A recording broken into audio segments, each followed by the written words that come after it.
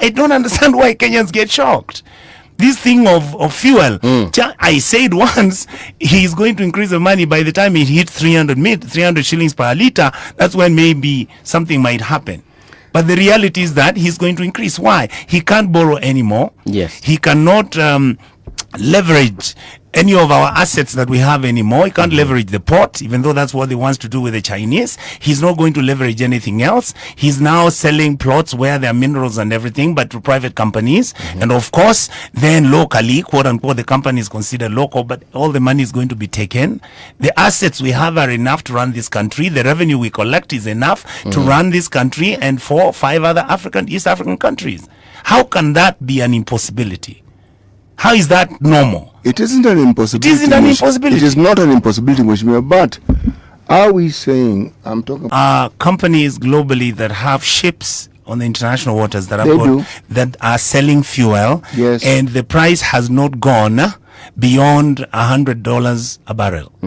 Whereas if you compare the pricing, the time when Uhuru was president, when he increased the price of fuel, during that time, the fuel price was actually $136 per barrel. So the argument we are making, if right now the price for fuel, for oil, a barrel is $100, then your price should be less than what Uhuru was buying his fuel at. And the argument we are making is, you are telling us all the taxes that have been put were already put from Uhuru, and you just carried them along, including even if you added 8%, then the price increase you would have added is only 8%, not 40 shillings to a barrel. Uhuru had an advantage. Yes. During the COVID era, the demand for fuel was low.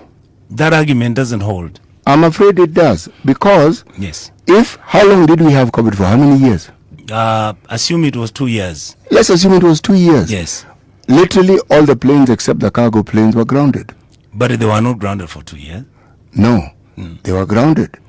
If they are grounded, and you're talking about entire fleets across the globe, yes, and there's nobody who is demanding the fuel that previously was in demand, yes, are you saying that the prices will not be affected? You would have the glut. But my argument is, even if there was going to be a glut, the price reduction, the price increment, the spike that Uhuru, quote unquote, used to increase the price that he increased.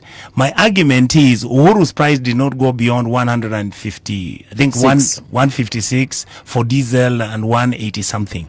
If you look at that spike, let's give it about 20 bob. Now, right now, my argument I'm making is that even if your demand was so high, the price is still constant. It's $100 per barrel.